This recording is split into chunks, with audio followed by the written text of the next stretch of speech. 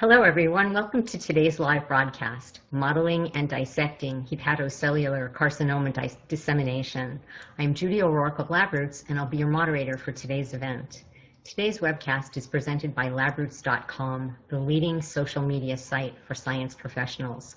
This presentation has been approved for continuing educational credits. If you want to obtain the credits, please click on the Get Your Free CME CE Credits button located in the lower left of your screen. This will take you to the continuing education page where you can select a speaker, click on the CE-CME button, and it will take you through the process to obtain your certification. Before we start, there are a few instructions. We want to hear from you during this interactive broadcast, so please ask questions or leave us a comment. Answers welcome too.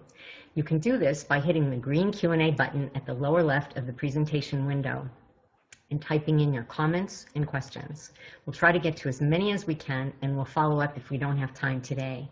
Want a better look? You can enlarge the slide window by clicking on the screen icon in the lower right-hand corner of the slide window. If you can't hear or see this presentation properly, let us know by clicking on the support button at the top right, or use the Q&A button. We'll make sure we try to resolve any issues. Now let's get right to today's presenter. We are proud to welcome Brian Lewis, PhD, Associate Professor of Molecular, Cell, and Cancer Biology at the University of Massachusetts Medical School. Dr. Lewis received his PhD from Johns Hopkins University and has performed postdoctoral studies at the National Institutes of Health and Memorial Sloan Kettering Cancer Center, supported by a Helen Hay Whitney Foundation postdoctoral fellowship. He joined the program in gene function and expression at the University of Massachusetts Medical School as an assistant professor in 2003. Research in Dr. Lewis's lab focuses on dissecting the molecular mechanisms underlying the development and progression of pancreatic and hepatocellular cancers with the goal of informing effective, targeted therapeutic approaches. I will now turn it over to Dr. Lewis.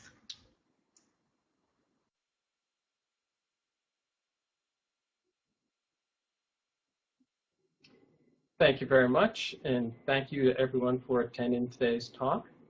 I hope it will be very informative for you, and we will try to leave lots of time at the end to address as many of your questions as we can.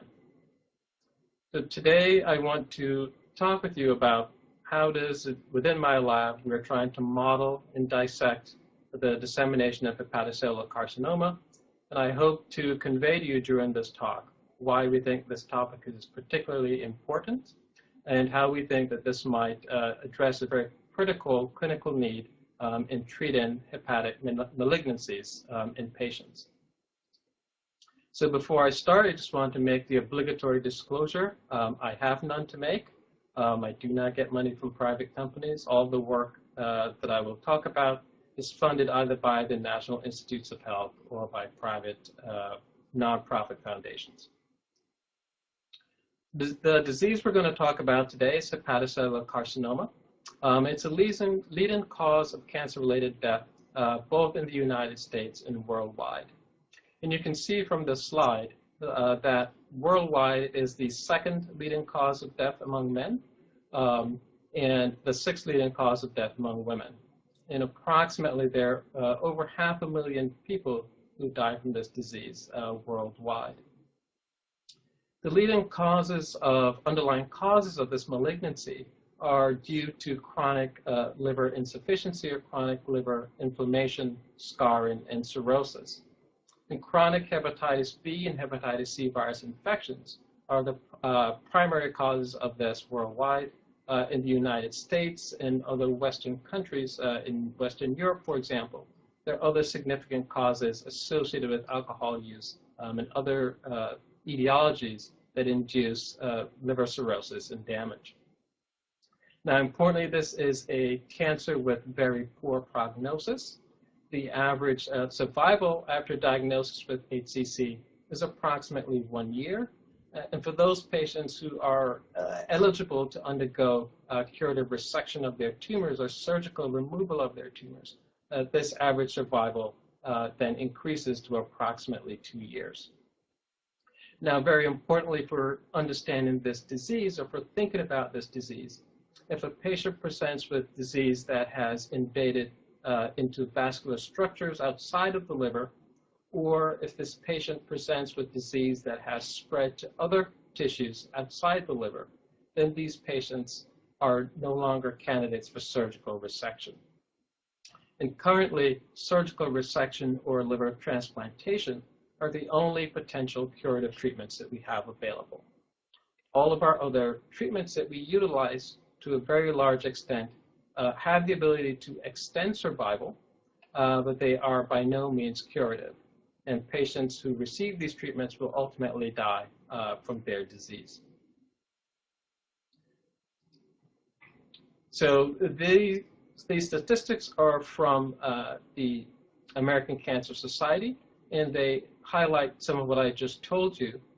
And so in the upper panel on this slide, you'll see the statistics for incidence of pancreatic cancer in the United States. And at the bottom, you'll see the statistics for death rates. And so what you'll notice from what I just showed you is that among the top 10 leading causes or top 10 incidence cancers in the United States, that liver tumors are not within the top 10. But if we think about the number of deaths, that you can see that among men, liver cancers are the 5th leading cause of death among men, and the 9th leading cause of cancer-related deaths among women. And these statistics, again, highlight what I just told you on the previous slide, which is that liver cancers are very poor prognosis in aggressive malignancies, and therefore, for us, understanding how these malignancies progress to an unresectable state is very important for improving these statistics. So this slide shows a schematic, in very schematic form, this progression of liver cancer. And so we start by our primary etiologies, whether it be chronic hepatitis virus infection, other causes of liver inflammation and scarring, such as aflatoxin, toxicity, alcohol-induced injury. And these etiologies then induce a cycle, a self-reinforcing cycle of proliferation, cell death, fibrosis, and scarring. And when we have that cycle of proliferation, cell death, and scarring, then we eventually transition to a state where we have abnormal liver cells that exist within the liver in a state in which we have lots of extracellular matrix deposition, lots of fibrosis, lots of scarring. And what we see in this particular context then is the onset of liver insufficiency, and the liver itself is a vital organ, and so if we have liver insufficiency, this could be bad. Within this context of liver fibrosis and cirrhosis, we then get the induction of a hyperplastic state, hyperplastic nodules, which can then undergo biogenomic instability, transition into dysplastic nodules, shown here in green, additional genomic instability, loss of critical factors such as p53, and activation of tumor-promoting factors such as PI3 kinase signaling, and then we get the onset of hepatocellular carcinoma. So importantly then, what we have been thinking about within the lab is how it is that you transition from this state to a state where the tumors then spread to additional organs. And so this process of tumor spread or metastasis is a multi-step process. And again, this is a cartoon form from a review published several years ago by Josh Fiedler at MD Anderson Cancer Center in Houston. And it shows you this progression of a primary tumor that is localized within the tissue, here in the upper left, and the various steps that it progresses through to finally it gets to a metastatic disease, which in this case has seeded the lungs of the patient. And so during this multi-step process, we have to have the induction of new vasculature or angiogenesis. The cells have to detach from their primary site, and then they undergo a process of invading into the vasculature, surviving in that vasculature, arriving at a new site, and essentially undergoing a reverse invasion process, a migration process, where they move from that vasculature into the new site, such as the lungs. And then they go through a series of steps where they then proliferate, induce new blood vessels, and form a new lesion within this tissue, such as the lungs. Now, again, as I pointed out before, for hepatocellular carcinoma, this process, if it occurs, even if it happens in a relatively early phase, such as here, we see sort of in this center top section where we talk about detachment and invasion. If this occurs into a portion of the portal vein, so along the primary blood vessels of the liver, if it occurs into a region of the portal vein that is outside of the liver, so what we might call extra-hepatic portal vein invasion. From a clinical treatment standpoint, this is very much like having a disseminated disease that has gone to the lungs, and these patients are therefore ineligible for either surgical resection of their tumors or for liver transplantation. And again, these patients have extremely poor prognosis. And so within our laboratory, we've been very interested in trying to understand the pathways that are involved in promoting this progression and promoting the metastasis of hepatocellular carcinomas. And so work contributed by my lab and by several other labs around the world have identified several factors that are involved in this process. And on the slide, I'm just going to show you three of these factors. And they're listed here. And these are the ones that my lab has contributed significantly to. And so early work has shown that loss of the p53 tumor suppressor gene is not readily found in early liver cancer lesions, but is found in advanced liver cancer lesions, suggesting that loss of this critical tumor suppressor may play an important role in the progression of the disease and, in fact, in metastasis. And by modeling p53 tumor suppressor gene loss in the mouse, we were able to show that loss of p53, in fact, promotes dissemination of liver tumors.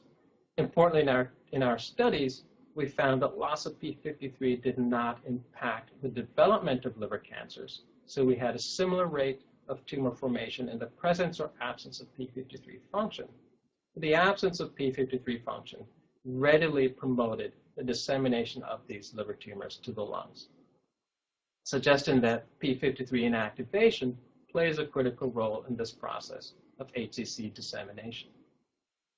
Additional work from our lab, as well as others, then demonstrated a critical role for IGF-2-mediated signaling through or insulin-like growth factor 2 signaling through its cognate receptor, the insulin-like growth factor 1 receptor. And again, work from our lab demonstrated that activation of this signaling axis does not impact features associated with tumor initiation, but greatly impacted tumor progression, and features associated with that, including, as shown on the previous slide, tumor cell migration and tumor cell invasion. And so we had these previous data, and there are, again, additional data that are present in the literature, but we really became interested in trying to identify novel factors that might regulate these processes. And so a postdoctoral fellow in the lab, Yawen Chen, went through a process several years ago of trying to identify cell lines, hepatocellular carcinoma cell lines, that might have differential expression that correlated with their phenotypes in cell culture surrogate assays that we use to measure features associated with tumor dissemination.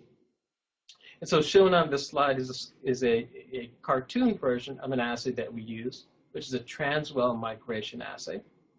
And the way that this particular assay works is that we place cells in an insert that's present within a tissue culture well. The cells are plated on top, and they adhere to a membrane that coats the bottom of this insert. And this membrane then has very small pores, and cells are able to migrate through and get to the other side. And so depending on how well these cells are able to move or to migrate, you get different numbers of cells that appear at the underside of this well. And you can count these cells and determine how many cells have migrated through and use that as a surrogate measure of the ability of these cells to migrate and therefore potentially to metastasize if they were in vivo. And so what we did was then to take a cell line that we had generated from our mouse model. This particular cell line, it was called BL185. And this particular cell line, although it is p53 null, this tumor did not metastasize in vivo. And in our transwell assay, these cells had very poor migration activity. And so what Yawen did then was to take the cell line, put it through the assay, and then she identified the cells that had appeared on the underside of this membrane, so cells that had successfully migrated through in this assay, took these cells, isolated them, and expanded them in culture. And so two of these subpopulations that she identified, she called BL185M1 and BL185I1. Okay. And so what she found was that if you then take these cells and put them through our transwell assay, that these subclones that she identified have inherently enhanced cell migration activity. And so the question that she wanted to ask was, then what are the differences between these populations, between these highly migratory populations, M1 and I1?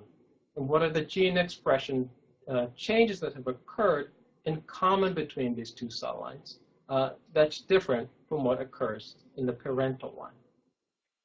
And so this is where a graduate student in the lab, Leanne Aronian, came in. And Leanne performed Affymetrix microarray gene expression profiling.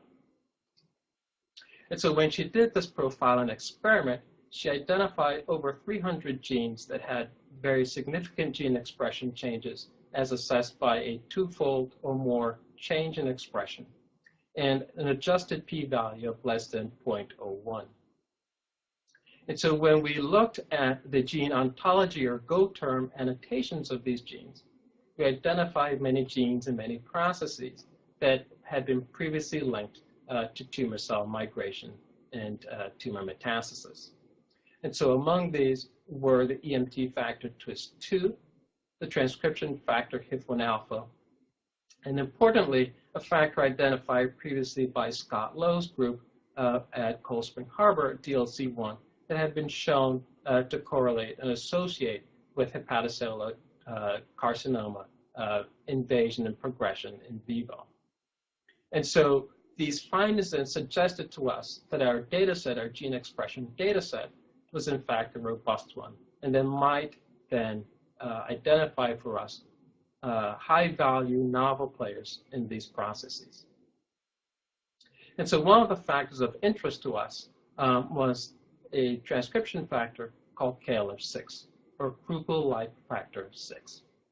So KLF6 is a zinc finger transcription factor, and if we assay KLF6 expression by comparing the expression again in these highly migratory and invasive subclones, the M1 and I1 subclones compared to the parent, that KLF6 expression was greatly reduced in those subclones relative to the parent.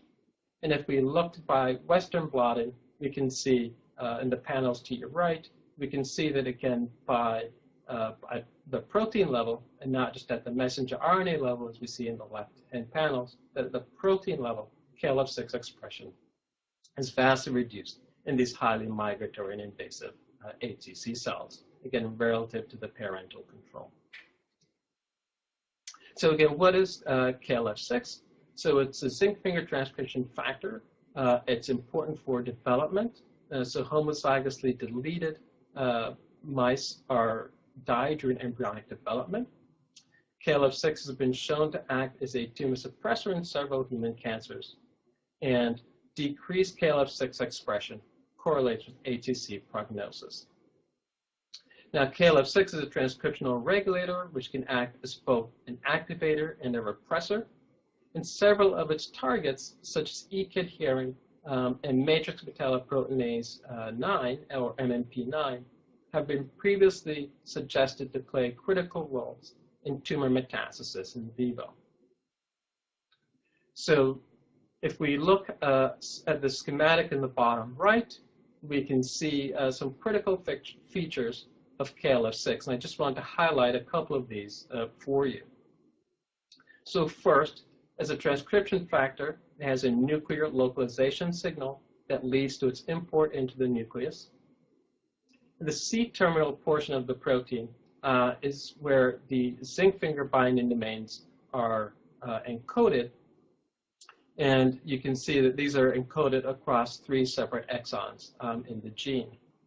Now, importantly, at the top here we have the wild-type version of KLF6, but there are also several spliced variants of KLF6 that have been identified in vivo, and critically, one of these has been very much been correlated with tumor development and the presence of tumors in vivo in human patients, including HCC patients.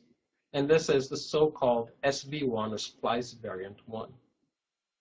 Now, critically for KLF6 SV1, these C-terminal zinc finger domains are not present, but in fact, instead, there's an alternate splicing event that then leads to a truncated domain that does not contain these zinc fingers, and therefore SV1 is not able to bind to DNA and regulate gene expression.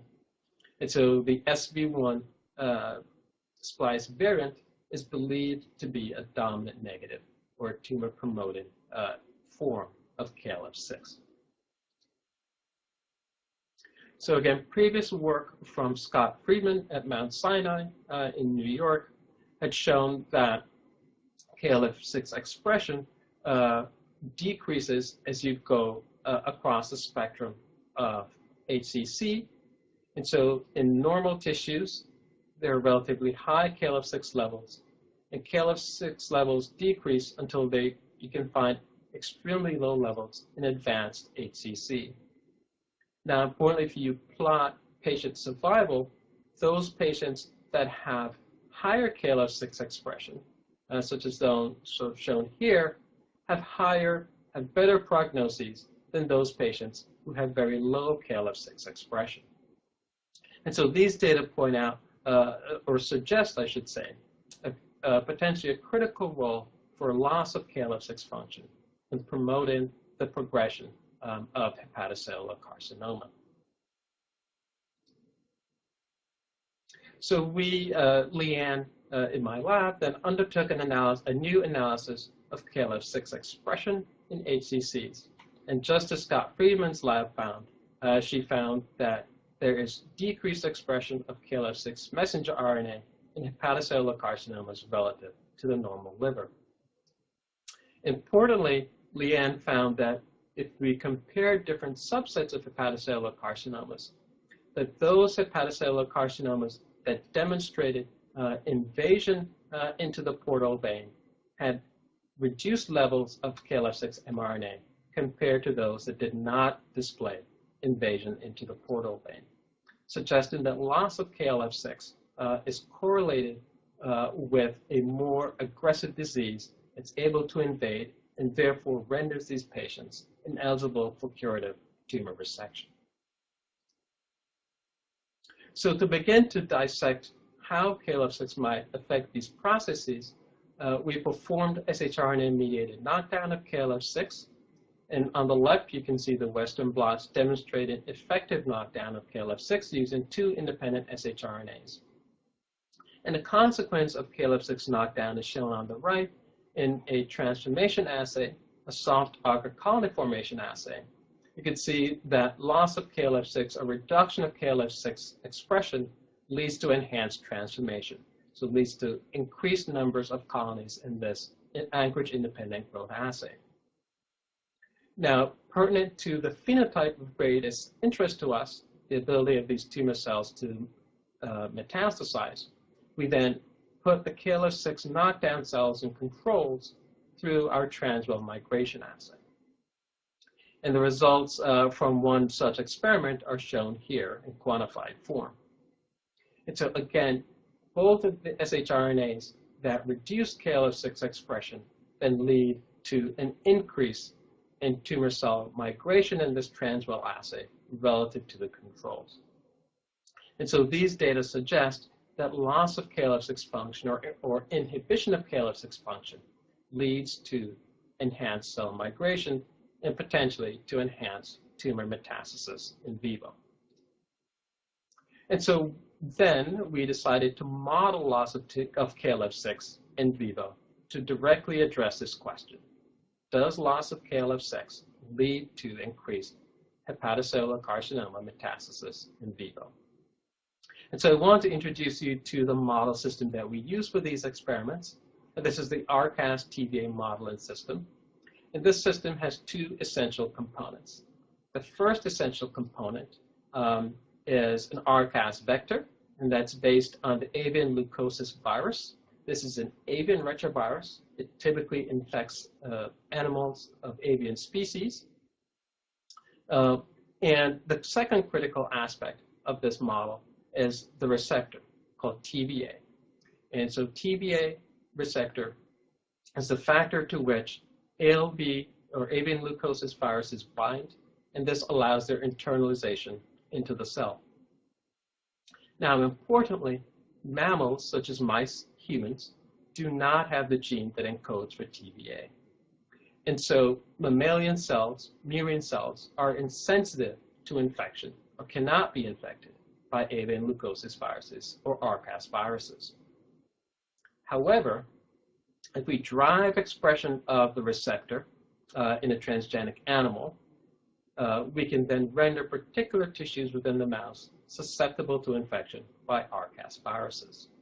And so in the case of our HCC model, we drive expression of the TVA transgene using an albumin promoter and enhancer element such that only the hepatocytes and their precursors within the liver express TVA and are susceptible to infection by RCAS viruses.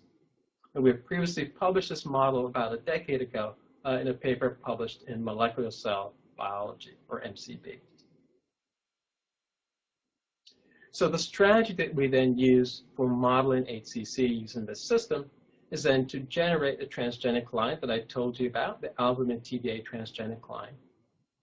We then utilize RCAS viruses encoded in an oncogene called mouse polyomavirus middle T antigen, shown here. And we utilize this oncogene because it activates several signaling pathways, including the PI3 kinase AKT signaling pathway that we know are activated in hepatocellular carcinomas. Again, the strategy is to take these viruses, and in our case, we actually take chicken fibroblasts, so non-tumorigenic chicken fibroblasts that are produced in our RCAS virus, and we inject them either into the liver or into the peritoneal cavity of a TVA transgenic mouse. And then we allow these mice to age and analyze them for tumor development. And so again, here is the strategy. What our previous data had shown is if we take RCAS viruses encoded in polyome middle T, and we inject them into an albumin TVA mouse, and these mice develop tumors, but these tumors do not metastasize. They stay entirely within the liver. However, if we additionally delete p53, either through germline deletion of p53 or by using conditional deletion of p53 specifically within the liver, again, we do not enhance the formation of tumors, but we promote their metastasis to the lungs. And so some of these data are shown from our original publication on this model are shown in this table. Again, you can see that mice that are wild type for p53 efficiently develop tumors, but they very rarely metastasize to the lungs. In contrast, those tumors that are deficient for P53 do not show an increased rate of tumor formation, but far more readily metastasize to the lungs. And these data suggest a critical role for P53 inactivation in promoting tumor metastasis. And so this model system then provides an effective tool in which, through which we can then model tumor metastasis in hepatocellular carcinoma. And so then the question we wanted to ask was if we delete a single allele of KLF6 that would mimic the reduced KLF6 expression that is observed in hepatocellular carcinoma patients, can we then promote the progression of tumor metastasis in vivo? And so if we do that experiment, and again, I should highlight here that in all cases, these tumors ultimately end up being null for P53, and then they have alternate KLF6 status, either wild type for KLF6 or deleted for a single copy of KLF6. If we do that, then we identify that those tumors that are wild type for KLF6, or those mice that are wild type for KLF6 in the liver, have enhanced survival relative to those mice that have deleted a single copy of KLF6 within the liver.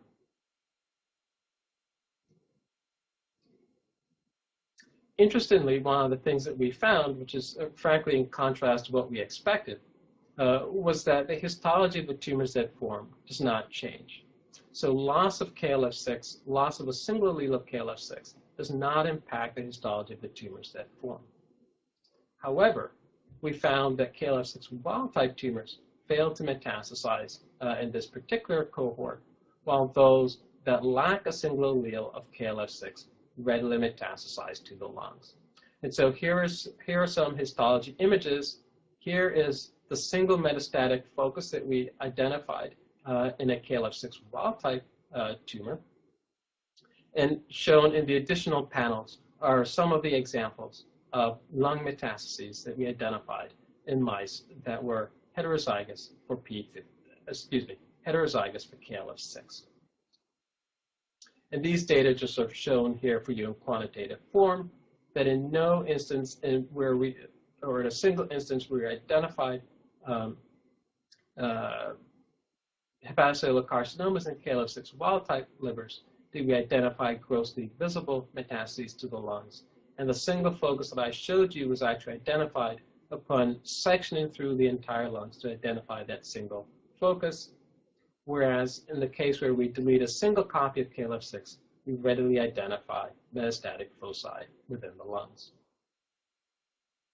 Importantly, if we look at gene expression of various markers associated with HCC progression and aggressive disease and poor prognosis, we identify that for some of these markers, including a factor that we've previously functionally characterized, IGF-2, that if you delete a single copy of KLF6, that we see enhanced expression of these poor prognosis genes in these tumors relative to tumors that are wild type for KLF6.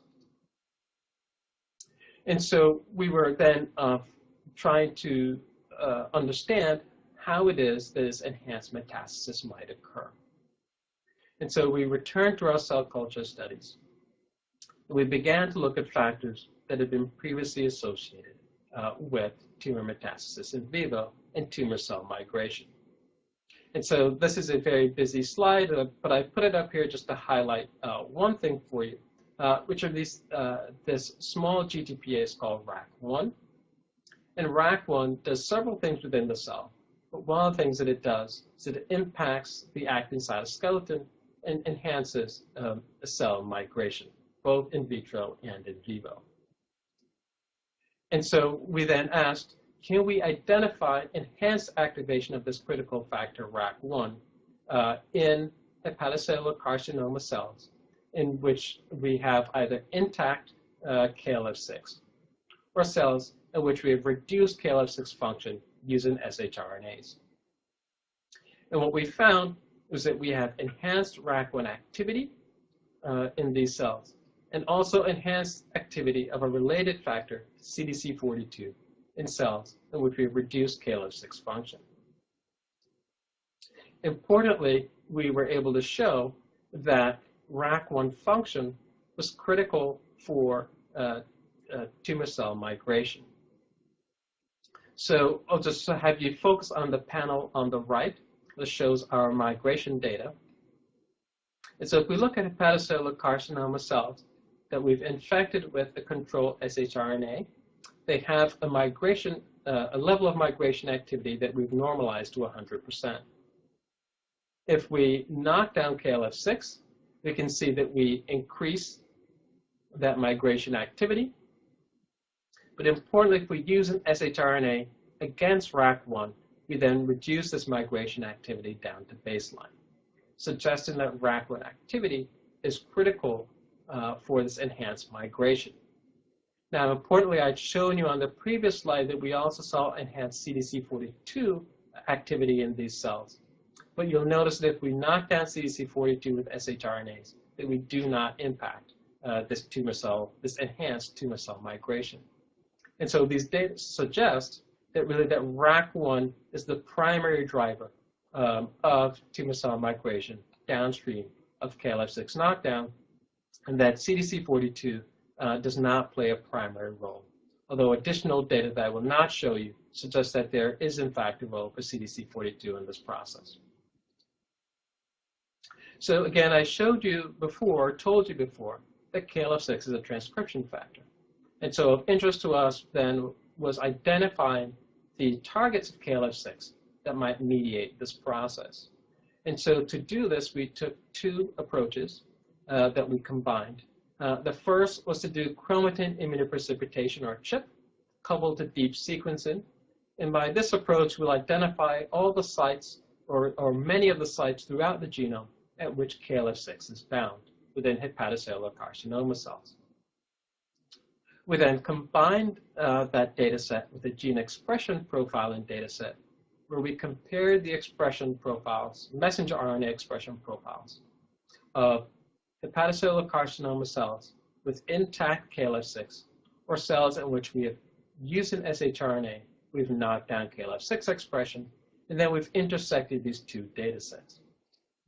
And so then the intersection of these two data sets should identify for us a collection of directly regulated KLF6 target genes in HCC cells, many of which then will be predicted to regulate tumor cell migration. And so we identified by this process, we identified approximately 60 KLF6 target genes, and two of these target genes are VAV3 and CDC42EP3. And this is just a quantitative PCR showing that when you knock down KLF6 using shRNA, that you increase the expression of both CDC42EP3 and VAV3 at the messenger RNA level. If we focus in on VAV3 a little bit more, you can see the qPCR data I showed you on the previous slide. And by Western blotting, again, you can see enhanced VAV3 expression in cells in which we've reduced KLF6 activity using shRNAs. Now, importantly, if we look at tumors from our mouse model in which we've deleted a single copy of KLF6, and compare those to tumors from our mouse model in which KLF6 is intact, you can see that those tumors that lack KLF6 have increased VAV3 expression relative to their wild-type counterparts, suggesting that not only in cell culture settings, but also in vivo, that VAV3 levels are sensitive to KLF6 gene dosage and to KLF6 function. So we then went on to ask about the role of KLF6 in, of VAV3 in KLF6-mediated migration. And so it looks like we have a small hiccup here. So if you'll ignore on top, that should have been an immunoblot on top that demonstrated effective VAV3 knockdown. But if we look at the lower panel here, what you'll see is, again, we have HCC cells with intact KLF6, and this is their migration activity. If we knock down KLF6, again, we can see that we enhance that migration activity. But if we reduce VAV3 function using shRNAs, then again, we revert that migration back down to baseline, suggesting that VAV3 is required for this enhanced migration downstream of KLF6 inactivation. Similarly, if we impair CDC42EP3 function, we see a similar phenotype. So again, using siRNAs, we can then reduce the migration activity of these HCC cells, in which we've additionally gotten rid of KLF6 function. So I bring you back to this schematic slide, this cartoon, in which I've previously shown you the presence of RAC1. But what I wanted to highlight for you here was the fact that upstream of RAC1 are the VAV proteins. And the VAV proteins are GEFs, or guanine nucleotide exchange factors, for the RAC proteins. And what these GEFs do then is to facilitate the activation of RAC1 such that it goes from a GDP-bound state, which is inactive, to a GTP-bound state that is active. So VAV proteins then facilitate the exchange of GTP for GDP and lead to RAC1 activation. So again, here we have inactive RAC1 is GDP-bound. VAV3 then facilitates the conversion to an activated RAC1 GTP.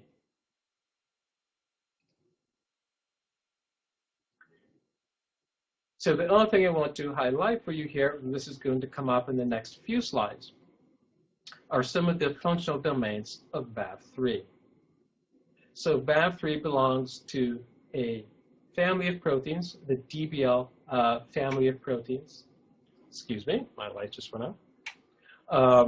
The DBL family of proteins. And so this DBL homology domain, or the so-called DH domain, this is the domain that is responsible for GTP load-in onto RAC1 and related proteins.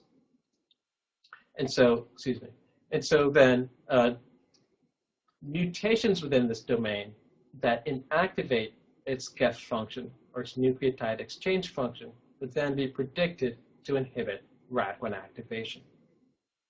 Similarly, mutations within this conserved pH domain or plextrin homology domain, or pH domain, that facilitate the interaction of VAV proteins with phospholinositones that lead to their recruitment to plasma membranes and other membranes at which they actively signal, then would also be predicted to impair the ability of VAV proteins to facilitate the exchange of GTP for GDP on RAC proteins and therefore inhibit RAC activation.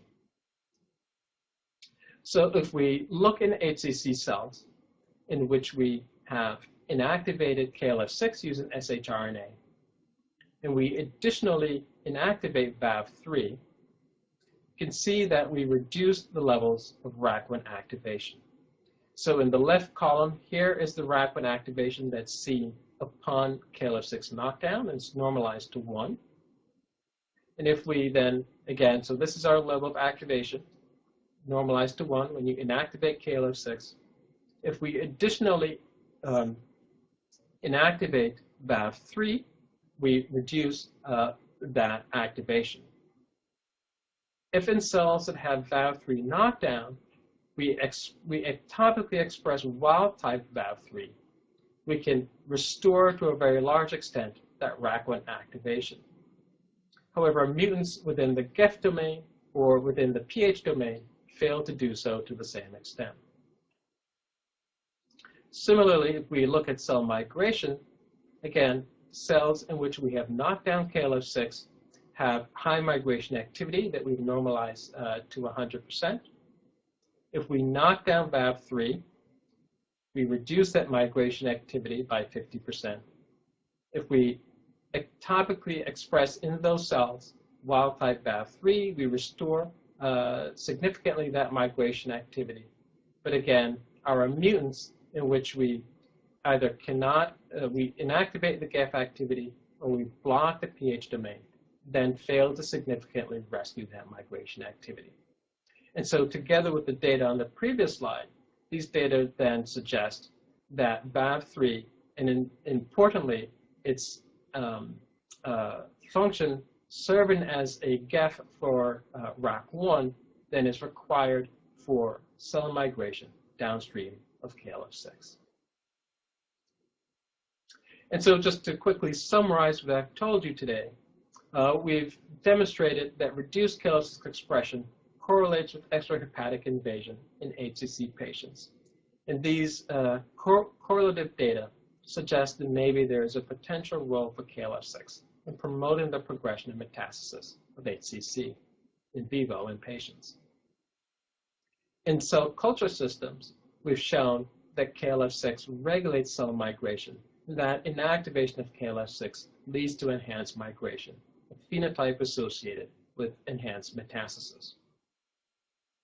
Concurrently, if we delete KLF6 in vivo in a mouse model, we promote not only tumor formation, but we promote the metastasis of those tumors. And in trying to understand the mechanisms by which KLF6 regulates these phenotypes, both in vitro and in vivo, we show that inactivation of KLF6 leads to enhanced RAC1 activation in a manner that is dependent on the RAC1 GEF VAV3. And critically, we're able to show that VAV3 is required for HCC cell migration in these in vitro transwell migration assays. So finally, I would like to thank the folks who've actually done the work. Almost all of this work was driven by a single graduate student, Leanne Aronian, who has now finished her PhD studies and is now a postdoctoral fellow at Mass General Hospital in Boston.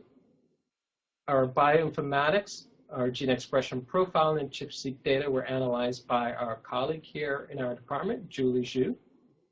And the initial RAC1 GTP or RAC1 activation assays were performed by our colleague and collaborator, Yawen Chen, who now has her own lab at the National Health Research Institutes in Taiwan. And you may recall from the beginning of my talk, in fact, that Yawen initiated the studies on creating and isolating these highly migratory and invasive subclones of the HCC cell line that formed the basis for these initial studies.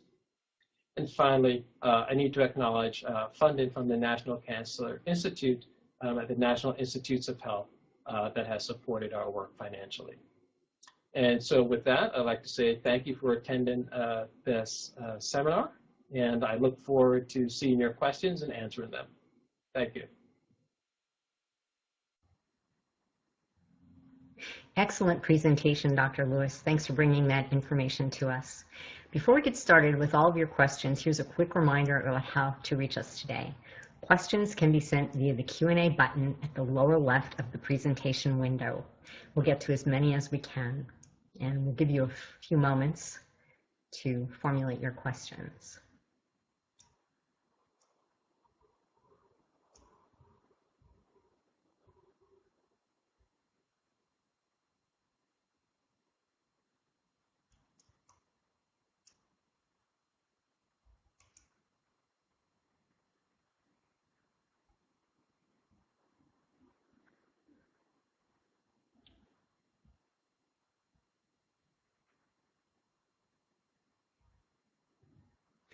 Okay, so if there are no questions today, I would like to once again thank Dr. Lewis for his presentation.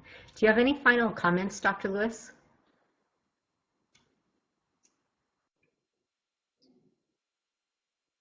So I'd just like to say thank you to everyone for participating.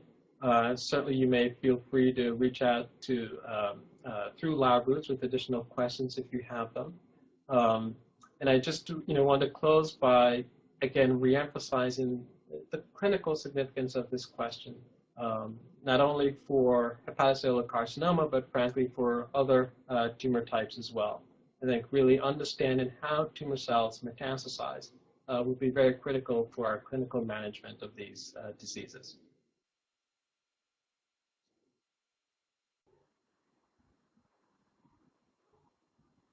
Thank you. Just a reminder, if you wish to obtain the credits for today's session, please click on the Get Your Free CME CE Credits button located in the lower left of your screen. This will take you to the continuing education page where you can select a speaker, click on the CE CME button, and be guided through the process to obtain your certification. Today's webcast will be available for on-demand viewing through March 30th, 2016. You will receive an email from us alerting you when it's available on demand and posted on labroots.com. You are welcome to forward this announcement to any colleagues who weren't able to join in today. Thanks for logging on and participating in today's broadcast. See you next time.